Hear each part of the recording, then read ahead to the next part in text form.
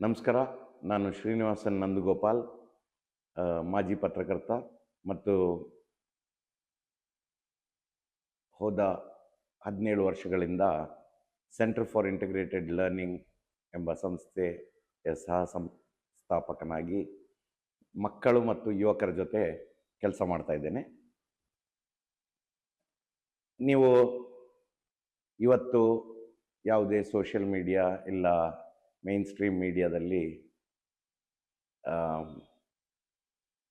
ಏನು ಸುದ್ದಿ ಬರ್ತಾ ಇದೆಯೋ ಅದು ನೋಡಿ ತುಂಬ ಆತಂಕ ಆಗುವಂಥದ್ದು ಸಹಜ. ಇವತ್ತು ಏನು ನಾವು ಕಾಣ್ತಾ ಇದ್ದೇವೋ ಇದರಲ್ಲಿ ನಾವು ಸರ್ಕಾರದ ಒಂದು ಅಕೌಂಟಬಿಲಿಟಿ ಡೆಫಿಸಿಟ್ ಇಲ್ಲ ಲ್ಯಾಕ್ ಆಫ್ ಅಕೌಂಟಬಿಲಿಟಿ ಅಂತ ಕ್ಲಿಯರ್ ಆಗಿ ನಮಗೆ ಕಾಣ್ತಾ ಇದೆ. 22 ದಿನಗಳ ಒಂದು ಹಂಗರ್ ಸ್ಟ್ರೈಕ್, ಸುಮಾರು ಯುವಕರು, ಸಾವಿರಾರು ಯುವಕರು ಪ್ರೊಟೆಸ್ಟ್ ಮಾಡ್ತಾ ಇದ್ದಾರೆ. ನಮ್ಮ ಸರ್ಕಾರ ಮಾತಾಡ್ತಾ ಇಲ್ಲ, ಮೌನವಾಗಿದೆ. ಇದು ಅರೋಗೆನ್ಸ್ ಅಂತ ಕೂಡ ಹೇಳ್ಬೋದು, ಇಲ್ಲ ನಾವು ಏನು ಮಾಡಿದ್ರು ನಡೀತದೆ ಅಂತ ಕೂಡ ಹೇಳುವಂಥ ವಿಷಯ. CGP ಮತ್ತು CGP ಅವರ ಪ್ರೊಟೆಸ್ಟ್ ಮತ್ತು ಆಕ್ಟಿವಿಸ್ಟ್ ಆದ, ಕ್ಲೈಮೇಟ್ ಚೇಂಜ್ ಆಕ್ಟಿವಿಸ್ಟ್ ಆದ ವಿಶ್ವವಿಖ್ಯಾತ ಸೋನಂ ವಾಂಗ್ಚುಕ್ ಅವರ ಆಮರಣ ಅಂತ ಉಪವಾಸ, ಇದೆಲ್ಲ ನೋಡುವಾಗ ಮತ್ತು ಯಾವ ವಿಷಯಕ್ಕೆ ನೀಟ್ ಪೇಪರ್ ಲೀಕ್ ಆದ ಒಂದು ಅಕೌಂಟಬಿಲಿಟಿ ಪ್ರಶ್ನೆಯನ್ನು ಎತ್ತುತ್ತಾ ಯೂನಿಯನ್ ಮಿನಿಸ್ಟರ್ ಆದ ಪ್ರಧಾನ್ ಅವರನ್ನು ರಾಜೀನಾಮೆ ಕೇಳುವಂಥ ವಿಷಯದಲ್ಲಿ. ಆದರೆ ಈ ಗತಿವಿಧಿಗಳನ್ನು ನೋಡುವಾಗ ನಮ್ಮ ಶಿಕ್ಷಣ ವ್ಯವಸ್ಥೆ ಎಷ್ಟು ಹದಗೆಟ್ಟಿದೆ, ಅದರೊಂದಿಗೆ ನಮ್ಮ ಏನು ಪವರಲ್ಲಿರುವ ಒಂದು ಮಂತ್ರಿಮಂಡಲ, ಪ್ರಧಾನಮಂತ್ರಿಯಿಂದ ಹಿಡಿದು ಎಲ್ಲರೂ ಎಷ್ಟು ಒಂದು ಬೇಜವಾಬ್ದಾರಿಯುತದಿಂದ ನಡ್ಕೊಳ್ತಾ ಇದ್ದಾರೆ ಅಂತ ನಾವು ಸ್ಪಷ್ಟವಾಗಿ ಕಾಣ್ತೇವೆ. ಈ ಎಲ್ಲ ಗತಿವಿಧಿಗಳ ನಡುವೆ ನಾನು ಯೋಚನೆ ಮಾಡಿದಾಗ ಸೋನಂ ವಾಂಗ್ಚುಕ್ ಅವರಿಗೆ ಒಂದು ಬೆಂಬಲವಾಗಿ ಇಲ್ಲ ಒಂದು ಸಾಲಿಡಾರಿಟಿ ವ್ಯಕ್ತಪಡಿಸ್ಲಿಕ್ಕೋಸ್ಕರ ನಾನು ಇಲ್ಲಿ ಏನು ಮಾಡ್ಬೋದು ಅಂತ ಯೋಚನೆ ಮಾಡಿದಾಗ ಒಂದು ಸಿಂಬಾಲಿಕ್ ಆಗಿ ನಾನು 48 ಗಂಟೆಗಳ ಕಾಲ, ಅವರು 22 ದಿನ ಉಪವಾಸದಲ್ಲಿದ್ದರು, ನಾನೊಂದು 48 ಗಂಟೆಗಳ ಕಾಲ ಉಪವಾಸದಲ್ಲಿದ್ದು ಒಂದು ಸಿಂಬಾಲಿಕ್ ಆಗಿ ಎಲ್ಲರಿಗೆ ಒಂದು ಮೆಸೇಜ್ ಕೊಡುವ ನಿಟ್ಟಿನಲ್ಲಿ ನಾನು ನಿನ್ನೆ ಬೆಳಿಗ್ಗೆಯಿಂದ ನಾಳೆ ಬೆಳಿಗ್ಗೆ ತನಕ ಒಂದು 48 ಅವರ್ ಉಪವಾಸದಲ್ಲಿ ಕೂತಿದ್ದೇನೆ. ಇದು ನನ್ನ ವೇ ಆಫ್ ಒಂದು ಪ್ರೊಟೆಸ್ಟ್ ಮಾತ್ರ ಅಲ್ಲ, ಇದು ಪ್ರೊಟೆಸ್ಟ್ ಅಲ್ಲ, ಇದು ನನ್ನ ಒಂದು ಅಂತರಾಳದ ಒಂದು ಧ್ವನಿ ಮತ್ತು ನಮ್ಮ ಸುತ್ತಮುತ್ತಲಿರುವ ಯುವಕರನ್ನು ಒಂದು ಕಾನ್ಷಿಯನ್ಸ್ ಡಿಸ್ಟರ್ಬ್ ಆಗುವಂಥ ಜನರನ್ನು ಮತ್ತು ಎಲ್ಲ ದೇಶದ ಬಗ್ಗೆ ಕಾಳಜಿ ಇರುವ ಪ್ರತಿಯೊಬ್ಬರನ್ನು ಒಂದು ನಾವು ಏನಾದರೂ ಮಾಡಬೇಕು ಅಂತ ಹೇಳುವ ಒಂದು ಮೆಸೇಜ್ ಕೊಡುವ ದೃಷ್ಟಿಯಲ್ಲಿ ನಾನು ಈ ಒಂದು ಆಕ್ಷನ್ ಅನ್ನು ತಗೊಂಡೆ.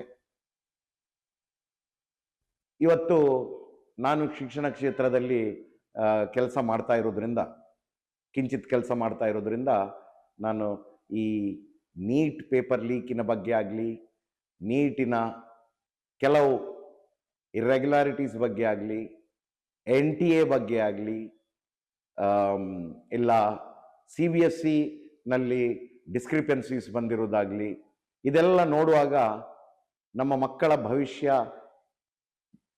ಯಾವ ರೀತಿ ಯಾವ ಕಡೆ ಹೋಗ್ತಾ ಇದೆ ಮತ್ತು ಮಕ್ಕಳ ಭವಿಷ್ಯದ ಬಗ್ಗೆ ಚೆಲ್ಲಾಟ ಆಡ್ತಾ ಇದ್ದೀವಿ ನಾವು.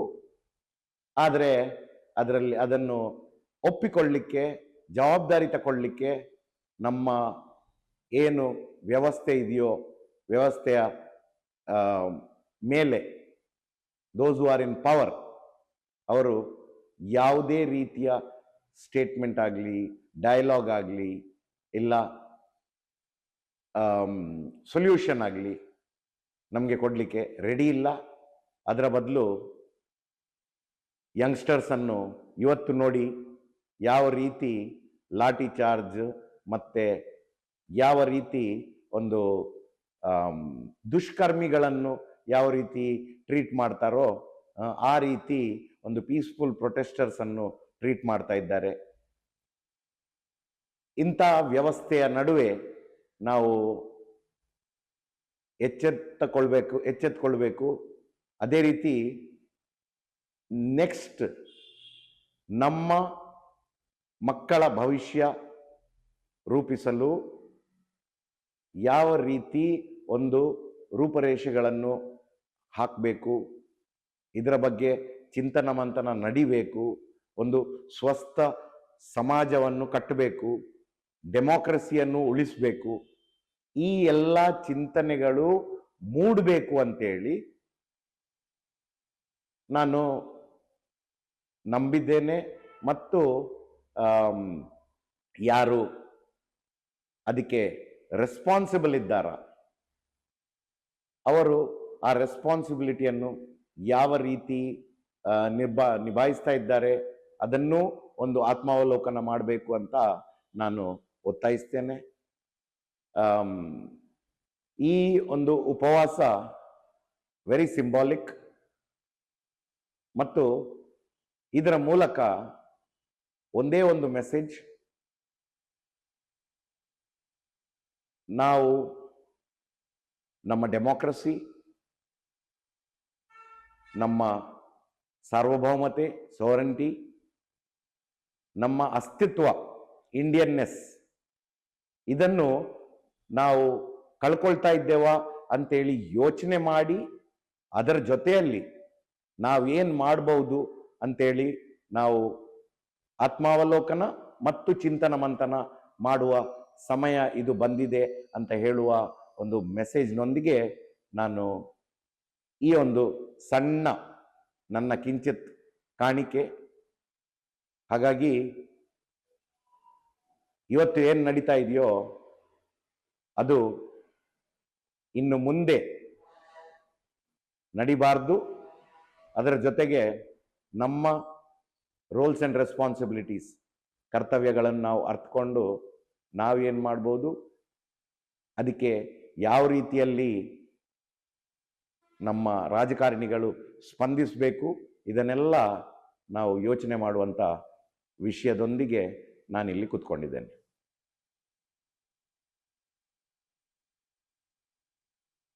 ಶಿಕ್ಷಣ ವ್ಯವಸ್ಥೆ ಇವತ್ತು ಯಾವ ರೀತಿ ಇದೆ ಅಂತ ಹೇಳಿದರೆ ತುಂಬ ಬೇಸರದ ಸಂಗತಿ. ಬೇಸರಕ್ಕಿಂತ ಬೇಸರ, ಕಾಳಜಿ ಒಂದು ಸೈಡ್ ಆದರೆ ಆತಂಕದ ಪರಿಸ್ಥಿತಿಯಲ್ಲಿ ನಾವಿದ್ದೇವೆ. 10 ವರ್ಷಗಳಲ್ಲಿ 94,000 ಗೌರ್ಮೆಂಟ್ ಶಾಲೆಗಳು ಬಂದಾಗಿವೆ. ನೀಟ್, CBSE, SSC ಇಂಥ ಪರೀಕ್ಷೆಗಳಲ್ಲಿ ಇರ್ರೆಗ್ಯುಲಾರಿಟೀಸ್, ಪೇಪರ್ ಲೀಕ್ ಆಗುವುದು, ಇದೆಲ್ಲ ಸರ್ವೇ ಸಾಮಾನ್ಯವಾಗಿ ಹೋಗಿದೆ. ಇದು ಮೊದಲು ಇರಲಿಲ್ಲ ಅಂತ ಹೇಳಿ ಅಲ್ಲ, ಇದು ನಡೀತಾ ಬಂದಿದೆ. ಆದರೆ ಮೊದಲು ಇತ್ತು, ಈಗಲೂ ಆಗ್ತಾ ಉಂಟು ಅಂತ ಹೇಳುವ ಒಂದು ತರ್ಕ ಅದು ಸಮಂಜಸ ಅಲ್ಲ, ಅದು ಸ್ಟ್ಯೂಪಿಡಿಟಿ ಅಂತ ಹೇಳ್ತೇನೆ. ಸಮಂಜಸ ಮಾತ್ರ ಅಲ್ಲ, ಸ್ಟ್ಯೂಪಿಡಿಟಿ ಅದು. ಕೆಲವೆಲ್ಲ ನನಗೆ ನಿನ್ನೆಯಿಂದ ಮೆಸೇಜ್ ಮಾಡ್ತಾ ಇದ್ದಾರೆ, ಅದು UPA ಟೈಮಲ್ಲಿ ಆಗಿತ್ತು, ಅದು NDA ಟೈಮಲ್ಲಿ ಆಗ್ತಾ ಉಂಟು. ಇದರ ಅರ್ಥ ಏನು? ನಾವು ಸುಧಾರಿಸ್ಲಿಲ್ವಾ ಅಂತೇಳಿ ನಾನು ಕೇಳುವಂಥದ್ದು ಪ್ರಶ್ನೆ. ಈಗ ಸುಧಾರಣೆ ಆಗ್ತದ? ಎಸ್, ಆಗ್ತದೆ. ಇದಕ್ಕೆ ಎಲ್ಲ ಸ್ಟೇಕ್ ಹೋಲ್ಡರ್ಸ್ಗಳು, ಈಗ ನೀಟ್ ಪೇಪರ್ ಲೀಕ್ ಬಗ್ಗೆ ಸ್ಟೂಡೆಂಟ್ ಕಮ್ಯುನಿಟಿ ಎದ್ರೆ, ಸ್ಟೂಡೆಂಟ್ ಕಮ್ಯುನಿಟಿ ಒಟ್ಟಿಗೆ ಸ್ಪಂದಿಸಲಿಕ್ಕೆ ಯಾರು ಪವರಲ್ಲಿದ್ದಾರೋ ಅವರು ಸ್ಪಂದಿಸಬೇಕು. ಅದರ ಜೊತೆಯಲ್ಲಿ ಈಗ NEP 2020 ಉಂಟು, ನ್ಯೂ ಎಜುಕೇಶನ್ ಪಾಲಿಸಿ 2020, 2026 ಆಯಿತು. ಇನ್ನೂ ಅದನ್ನು ಇಫೆಕ್ಟಿವ್ ಆಗಿ, ಪರಿಣಾಮಕಾರಿಯಾಗಿ ಇಂಪ್ಲಿಮೆಂಟ್ ಮಾಡುವ ಯೋಗ್ಯತೆ ನಮಗಿಲ್ಲ.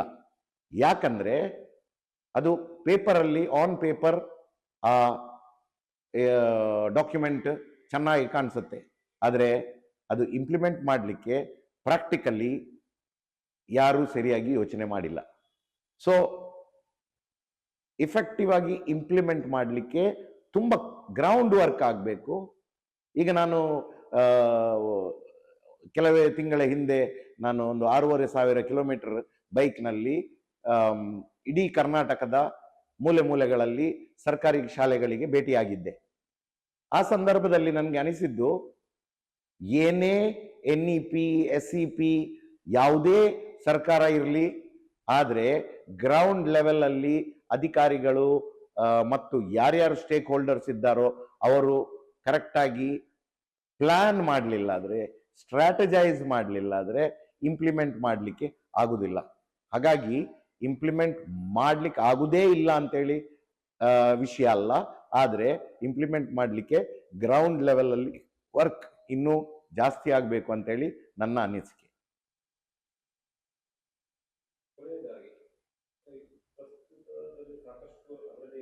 ರಾಜ್ಯ ಸರ್ಕಾರ ಇದೆ ಅಥವಾ ಕೇಂದ್ರ ಸರ್ಕಾರ ಜವಾಬ್ದಾರಿ ಕೂಡ ಇದೆ ಶಿಕ್ಷಣ ವ್ಯವಸ್ಥೆ ಅಂತ. ಸಾಕಷ್ಟು ಅಂದ್ರೆ ಅದನ್ನು ಕೂಡ ರಾಜ್ಯದ ಪಾಲಿಕೆ. ಹಾಗಾಗಿ ರಾಜ್ಯ ಸರ್ಕಾರ ಏನೆಲ್ಲ ಮಾಡಬೇಕು? ಮುಖ್ಯವಾಗಿ ಶಿಕ್ಷಣಕ್ಕೆ ಸಂಬಂಧಿಸಿದಂತೆ ನಮ್ಮ ಸಂವಿಧಾನದಲ್ಲೇ, ಕಾನ್ಸ್ಟಿಟ್ಯೂಷನಲ್ಲೇ ಇದು ಕನ್ಕರೆಂಟ್ ಲಿಸ್ಟ್ ಅಲ್ಲಿ ಬರ್ತದೆ. ನಮ್ಮ ರಿಪಬ್ಲಿಕ್ ಅಲ್ಲಿ ಏನು ರಾಜ್ಯ ಮತ್ತು ರಾಷ್ಟ್ರ ಈ ಸಂಬಂಧಗಳು ಏನಿದೆಯೋ ಅದು ಕನ್ಕರೆಂಟ್ ಲಿಸ್ಟ್ ಅಲ್ಲಿ ಬರ್ತದೆ. ಶಿಕ್ಷಣ ಕೂಡ ಹಾಗೆ. ಆದರೆ ಈ ಒಂದು NEP ನ್ಯಾಷನಲ್ ಎಜುಕೇಶನ್ ಪಾಲಿಸಿ ಸುಮಾರು ಸರ್ಕಾರಗಳು ಅದನ್ನು ಆಕ್ಸೆಪ್ಟ್ ಮಾಡಿಲ್ಲ, ಅದನ್ನು ರಿಜೆಕ್ಟ್ ಮಾಡಿದೆ. ಯಾಕಂದ್ರೆ ಕನ್ಕರೆನ್ಸ್ ತಗೊಂಡಿಲ್ಲ. ಅಂದ್ರೆ ರಾಜ್ಯ ಸರ್ಕಾರದ ಒಂದು ವಿಶ್ವಾಸವನ್ನು ಕೇಂದ್ರ ಸರ್ಕಾರ ತಗೊಂಡಿಲ್ಲ. ಅದೇ ರೀತಿ ಕೇಂದ್ರ ಸರ್ಕಾರ ಏನೋ ಒಂದು ಹೇಳ್ತದೆ, ರಾಜ್ಯ ಸರ್ಕಾರ ಏನೋ ಒಂದು ಮಾಡ್ತದೆ. ಈ ವ್ಯವಸ್ಥೆಯಲ್ಲಿ ನಾವು ನಡ್ಕೊಂಡು ಹೋಗ್ತಾ ಇದ್ದೇವೆ. ಒಂದು ಕಡೆ CBSE ICSE ಸೆಂಟ್ರಲ್ ಸಿಲೆಬಸ್ ಅನ್ನು ಫಾಲೋ ಮಾಡೋದಾದ್ರೆ, ಇನ್ನೊಂದು ಕಡೆ ಸ್ಟೇಟ್ ಸ್ಕೂಲ್ಸ್, ಅದರಲ್ಲೂ ಸ್ಟೇಟ್ ಅಲ್ಲಿ ಕನ್ನಡ ಮೀಡಿಯಂ ಮತ್ತು ಇಂಗ್ಲಿಷ್ ಮೀಡಿಯಂ, ಹೀಗೆ ಸುಮಾರು ಅಬರೇಷನ್ಗಳಿದೆ, ಸುಮಾರು ವ್ಯತ್ಯಯಗಳಿದೆ ಇಂಪ್ಲಿಮೆಂಟೇಷನ್ ಸ್ಟೇಜ್ ಅಲ್ಲಿ. ಹಾಗಾಗಿ ಇದನ್ನು ಯಾವುದು ಏನು ಕನ್ಕರೆಂಟ್ ಲಿಸ್ಟ್ ಅಂತ ಹೇಳಿ ನಾವು ಏನು ಮಾತಾಡ್ತೀವೋ ಅದನ್ನು ಲೆಟರ್ ಆ್ಯಂಡ್ ಸ್ಪಿರಿಟ್ ಅಲ್ಲಿ ಎರಡು, ರಾಜ್ಯ ಸರ್ಕಾರ ಮತ್ತು ಕೇಂದ್ರ ಸರ್ಕಾರ ಪಾಲಿಸಿ ಫಾರ್ಮ್ ಮಾಡುವಾಗ ಡಿಸ್ಕಸ್ ಮಾಡಿ, ಮತ್ತು ಇನ್ನೊಂದೇನಂದ್ರೆ ನ್ಯಾಷನಲ್ ಎಜುಕೇಶನ್ ಪಾಲಿಸಿ ಮಾಡುವಾಗ ನಾವು ಒಂದು ಯೂನಿವರ್ಸಲ್ ಆಗಿ ನಾವು ಒಂದು ಸಿಲೆಬಸ್ ಆಗಲಿ ಅದರ ರೂಪರೇಷೆಗಳನ್ನು ಮಾಡಲಿಕ್ಕೆ ಆಗುದಿಲ್ಲ. ಈಗ ಭಾರತದಲ್ಲಿ ಅಹಮದಾಬಾದಿಂದ ಹಿಡಿದು ಇಲ್ಲ ಗುಜರಾತಿಂದ ಹಿಡಿದು ಅರುಣಾಚಲ್ ಪ್ರದೇಶ ತನಕ, ಕನ್ಯಾಕುಮಾರಿಯಿಂದ ಹಿಡಿದು ಕಾಶ್ಮೀರ ತನಕ ಒಂದೇ ಟೈಮಿಂಗ್ ಇದೆ. ಆದ್ರೆ ಆ ಟೈಮಿಂಗ್ ಏನಂದ್ರೆ ಅದು ಯೂನಿವರ್ಸಲ್ ಟೈಮಿಂಗ್. ಆದ್ರೆ ಅದು ಶಿಕ್ಷಣಕ್ಕೂ ಅನ್ವಯ ಆಗ್ಲಿಕ್ಕೆ ಸಾಧ್ಯನೇ ಇಲ್ಲ. ಯಾಕಂದ್ರೆ ದಕ್ಷಿಣ ಭಾರತದ ಇತಿಹಾಸ, ಅದರ ಕಲ್ಚರ್, ಅದರ ಜಿಯೋಗ್ರಫಿ ಮತ್ತು ಬೇರೆ ಬೇರೆ ವಿಷಯಗಳು, ರಾಜಕೀಯ ಬೇರೆನೇ ಇರ್ತದೆ. ಉತ್ತರ ಭಾರತದಲ್ಲಿ ಬೇರೆ ಇದೆ. ಪ್ರತಿ ರಾಜ್ಯದಲ್ಲಿ ಅದರ ಸೊಬಗು, ಅದರ ಸೊಡಗು, ಅದರ ಏನು ವಿಶೇಷತೆ ಅದು ಇದೆ. ಹಾಗಾಗಿ ನಾವು ಜನರಲ್ ಆಗಿ ಸಿಲೆಬಸ್ ಫಾರ್ಮ್ ಸಹ ಮಾಡ್ಲಿಕ್ಕಾಗುದಿಲ್ಲ, ಜನರಲ್ ಆಗಿ ಇನ್ಸ್ಟ್ರಕ್ಷನ್ಸ್ ಕೂಡ ಹೀಗೆ ಮಾಡಬೇಕು ಅಂತ ಹೇಳಲಿಕ್ಕಾಗುದಿಲ್ಲ. ಹಾಗಾಗಿ ಕೇಂದ್ರ ಸರ್ಕಾರ, ಪ್ರತಿ ರಾಜ್ಯ ಸರ್ಕಾರ ಇಲ್ಲ ಸೌತ್, ಈಸ್ಟ್, ನಾರ್ತ್, ವೆಸ್ಟ್ ಹೀಗೆ ಪಾಲಿಸಿ ಫ್ರೇಮ್ ಮಾಡುವ ಒಂದು ವ್ಯವಸ್ಥೆ ಕೂಡ ಆದರೆ ಶಿಕ್ಷಣ ವ್ಯವಸ್ಥೆ ಇನ್ನು ಇಫೆಕ್ಟಿವ್ ಆಗಿ ಆಗ್ತದೆ ಅಂತ ಹೇಳಿ ನನ್ನ ಅನಿಸಿಕೆ. ಈಗ ನೋಡಿ, ನಮ್ಮ ಮುಂದೆ ಇರುವ ಒಂದು ವಿಷಯ, ಪ್ರೊಟೆಸ್ಟಿಗಾಗಲಿ, ಪ್ರತಿಭಟನೆಗೆ, ಮತ್ತೆ ಮಿನಿಸ್ಟರ್ನ ರೆಸಿಗ್ನೇಷನ್ ಕೇಳಲಿಕ್ಕೆ ಎಲ್ಲ ಒಂದು ಫೋಕಲ್ ಪಾಯಿಂಟ್ ಇರೋದು ಅದು ನೀಟ್ ಪರೀಕ್ಷೆ.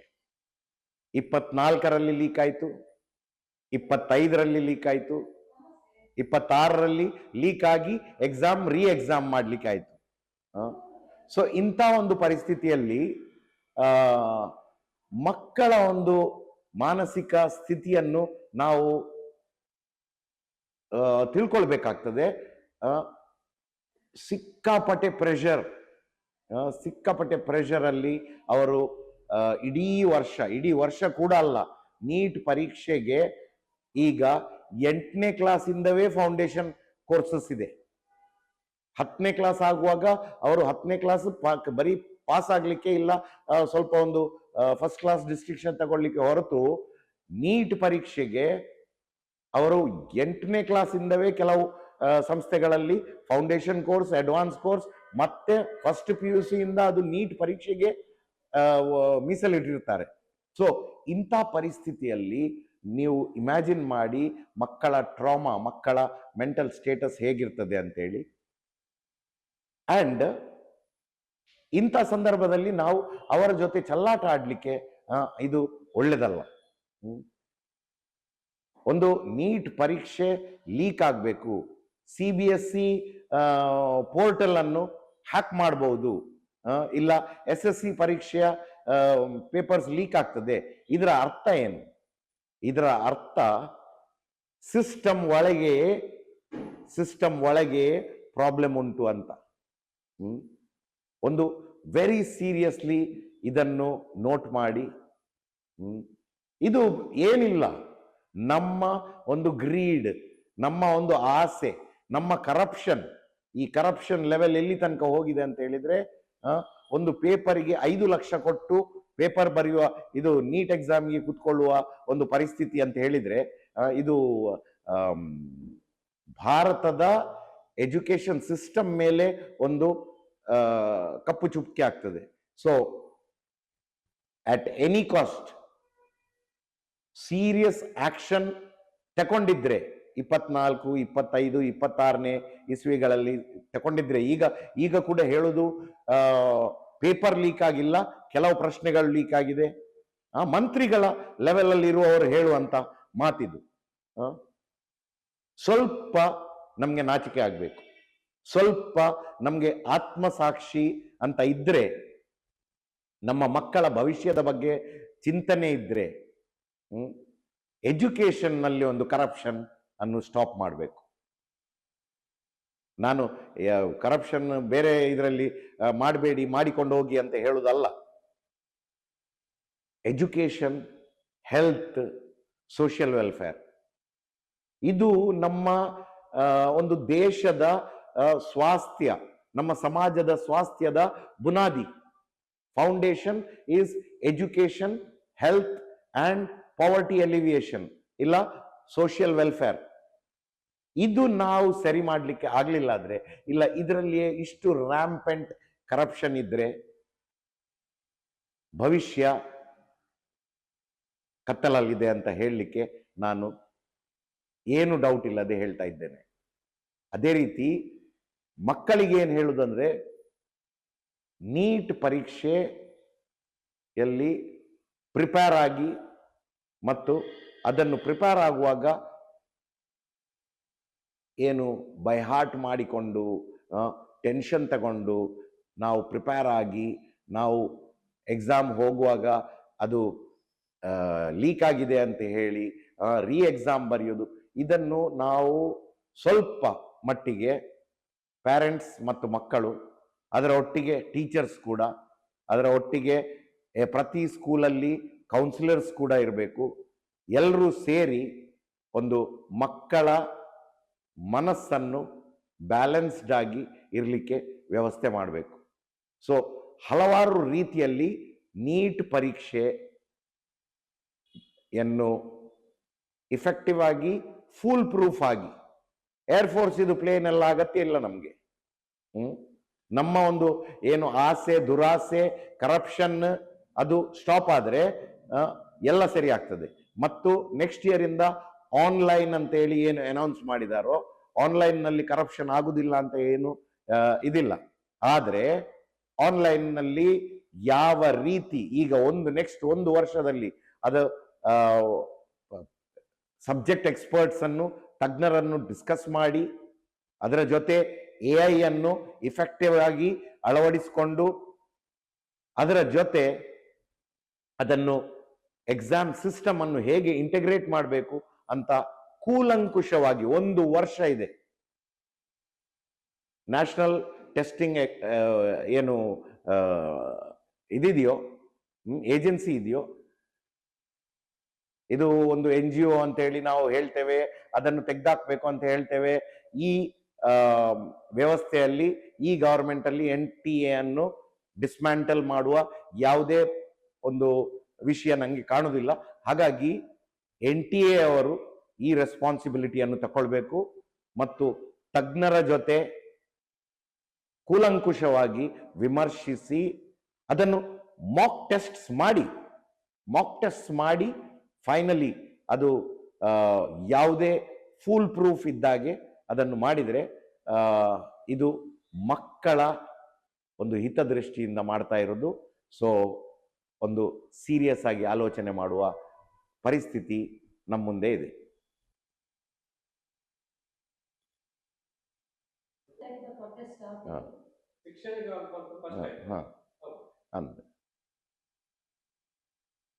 ಈಗ ಪ್ರತಿಭಟನೆಗಳ ಬಗ್ಗೆ ಇಲ್ಲ, ಹೀಗೆ ಧರಣಿ ಮುಷ್ಕರ ಇದೆಲ್ಲ ನಡೀತಾ ಇರ್ತದೆ, ಸರ್ವೇ ಸಾಮಾನ್ಯ. ಇದೊಂದು ಡೆಮೋಕ್ರೆಟಿಕ್ ರೈಟ್ ಕೂಡ, ಪ್ರಜಾತಂತ್ರಾತ್ಮಕ ಹಕ್ಕು ಕೂಡ. ಆದರೆ ಇವತ್ತಿನ ತನಕ ನಾವು ಬೆಲೆ ಏರಿಕೆ ಬಗ್ಗೆ ಜನರು ರೋಡಿಗೆ ಬರ್ತಾರೆ, ಇಲ್ಲ ಬೇರೆ ಬೇರೆ ವಿಷಯದ ಬಗ್ಗೆ ರೋಡಿಗೆ ಬರ್ತಾರೆ, ಪ್ರತಿಭಟನೆ ಮಾಡ್ತಾರೆ. ಕೆಲವರು ನನ್ನ ಹತ್ರ ಕೇಳಿದ್ರು, ಇದು ಶಿಕ್ಷಣ ಸಂಬಂಧಪಟ್ಟ ಒಂದು ಸಿಂಬಾಲಿಕ್ ಪ್ರತಿಭಟನೆ, ಇದು ಫಸ್ಟ್ ಟೈಮ್ ಅಂತ ಹೇಳಿ. ನಾನು ಹೇಳಿದೆ ಅದಕ್ಕೆ ಇದು ಟ್ರಾಜಿಡಿ ಅಂತ ಹೇಳಿದೆ. ಫಸ್ಟ್ ಟೈಮ್ ಒಬ್ಬ 48 ಗಂಟೆ ಫಾಸ್ಟಿಂಗ್ ಮಾಡ್ತಾ ಇದ್ದಾನೆ ಶಿಕ್ಷಣದ ವ್ಯವಸ್ಥೆಯ ಸುಧಾರಣೆಗೋಸ್ಕರ ಅಂತ ಹೇಳಿದ್ರೆ ಅದು ಟ್ರಾಜಿಡಿ. ಯಾಕಂದ್ರೆ ಶಿಕ್ಷಣ ಮೂಲಭೂತ. Education is fundamental to society's health. So ಈ ನಿಟ್ಟಿನಲ್ಲಿ ಪ್ರತಿಭಟನೆಗಳು, ವಿಮರ್ಶೆಗಳು ಏನು ಗ್ರೌಂಡ್ ಲೆವೆಲ್ ಅಲ್ಲಿ ಆಗದೇ ಇರುವುದೇ ಒಂದು ಹೆಲ್ದಿ ಸೈನ್ ಅಲ್ಲ. ಮತ್ತೆ ಈ ಒಂದು 48 ಗಂಟೆಗಳಲ್ಲಿ ನಾನೇನು ಕೆಲವು ಮಿತ್ರರು ಬಂದರು, ಸುಮಾರು ಟೈಮ್ ಇತ್ತು, ಕೂತ್ಕೊಂಡು ನಾವು ಎಜುಕೇಶನ್ ಬಗ್ಗೆ ಬೇರೆ ಏನು ಪಟ್ಟಂಗ ಹೊಡೆಯದೆ, ಬೇರೆ ಯಾವುದೇ ವಿಷಯಗಳ ಬಗ್ಗೆ ಮಾತಾಡದೆ, ನೀವು ಕೇಳಿದ ಹಾಗೆ ನೀಟಿನ ಸುಧಾರಣೆ ಹೇಗೆ ಮಾಡ್ಬೋದು, ಇಲ್ಲ ಎಜುಕೇಶನ್ ಇದು ಎಕ್ಸಾಮ್ ಸಿಸ್ಟಮ್ ಅನ್ನು ಹೇಗೆ ಇಂಪ್ರೂವ್ ಮಾಡ್ಬೋದು, ಇಫೆಕ್ಟಿವ್ ಮಾಡ್ಬೋದು, ಇಲ್ಲ ಸಿಲೆಬಸ್ ಫಾರ್ಮೇಶನ್ ಅನ್ನಲ್ಲಿ ಯಾವ ರೀತಿ ಓವರ್ ಆಲ್ ಡೆವಲಪ್ಮೆಂಟ್ಗೆ ನಾವು ಒತ್ತು ಕೊಡ್ಬೋದು, ಇದನ್ನೆಲ್ಲ ನಾವು ಡಿಸ್ಕಸ್ ಮಾಡ್ತಾ ಬಂದಿದ್ದೇವೆ ನಿನ್ನೆ ಇವತ್ತು. ಹಾಗಾಗಿ ಇದು ಈ ಒಂದು ಇದನ್ನು ನಾನು ಪ್ರತಿಭಟನೆ ಅಂತ ಕೂಡ ಹೇಳುವುದಿಲ್ಲ. ಇದೊಂದು ನನ್ನ ಒಂದು action is message oriented. So ಇಲ್ಲಿ ಮೆಸೇಜ್ ತಲುಪಿಸ್ತಾ ಇರೋದು ಏನಂದ್ರೆ, ಆ, ನಾವು ಉಪವಾಸ ಮಾಡುವುದಲ್ಲ, ನಾವು ರೆಗ್ಯುಲರ್ಲಿ ಯಾರಿಗೆಲ್ಲ ಶಿಕ್ಷಣದ ಬಗ್ಗೆ ಕಾಳಜಿ ಇದೆಯೋ ನಾವು ರೆಗ್ಯುಲರ್ಲಿ ನಾವು ಒಟ್ಟು ಸೇರೋಣ. ಒಟ್ಟು ಸೇರಿ ಅದರಲ್ಲಿ ಯಾವುದೇ ಪಾಲಿಟಿಕ್ಸ್ ಮಾಡದೆ ಎಪೊಲಿಟಿಕಲ್ ಆಗಿ ನಮ್ಮ ಮಕ್ಕಳ ಹಿತದೃಷ್ಟಿಯಿಂದ ಮಕ್ಕಳ ಸರ್ವಾಂಗೀಣ ಅಭಿವೃದ್ಧಿಯಾಗಲು ನಾವು ನಮ್ಮದು ಏನು ಕೊಡುಗೆಯನ್ನು ಕೊಡ್ಬೋದಾ, ಅದಕ್ಕೆ ನಾವು ಹೇಗೆ ಒಂದು ಬ್ರೈನ್ ಸ್ಟಾರ್ಮಿಂಗ್ ಮಾಡೋದಾಗ್ಲಿ, ಒಂದು ಪ್ರಪೋಸಲ್ಸ್ ಕೊಡೋದಾಗ್ಲಿ, ಒಂದು ಬೇರೆ ಬೇರೆ ರೀತಿಯ ಕಾರ್ಯಕ್ರಮಗಳನ್ನು ಯೋಚನೆ ಮಾಡಿ ಅದನ್ನು ಕಾರ್ಯರೂಪಕ್ಕೆ ತರುವುದರಲ್ಲಿ ನಾವು ಒಟ್ಟು ಸೇರಬೇಕು ಅಂತ ಹೇಳಿ ಈ ಒಂದು 2 ದಿನದ 48 ಗಂಟೆಗಳ ಉಪವಾಸದ ಮೂಲಕ ಅದನ್ನು ಕೂಡ ಹೇಳ ಬಯಸ್ತೇನೆ. ಸರಿ ಅಣ್ಣ, ಪ್ಲೀಸ್. 2 ದಿನದಲ್ಲಿ ಏನು ಗೊತ್ತಾಗೋದಿಲ್ಲ, ಬಟ್ ಫ್ರೆಶ್ ಉಂಟು ಎಲ್ಲ. ಇಲ್ಲ ನಾನು ನಿನ್ನೆ ಬೆಳಿಗ್ಗೆಯಿಂದ, ನಿನ್ನೆ ಮಾರ್ನಿಂಗ್ ಇವರ ಆಂಟಿದ್ದು, ಮೆಟರ್ನಲ್ ಆಂಟಿದ್ದು ಬೆಳಿಗ್ಗೆ ಒಂದು ಟೀ ಕುಡ್ದದಷ್ಟೇ ನಿನ್ನೆ. ಮತ್ತೆ ಬ್ರೇಕ್ ಇವತ್ತು ಬೆಳಿಗ್ಗೆ ಸಹ ಓನ್ಲಿ ವಾಟರ್. ನಮ್ಮದೇ ಸೆಂಟರ್, ನಾನು ಒಬ್ಬನೇ. ಈಗ ಒಂದು ಅದೇ ನಿನ್ನೆ ಅದು ಫೋಟೋ ಕಳಿಸಿ ನಾನು ಹೇಳಿದೆ, ಅದು ಜಂತರ್ ಮಂತರ್ನಾಗೆ ಸ್ಟೇಜ್ ಬ್ಯಾನರ್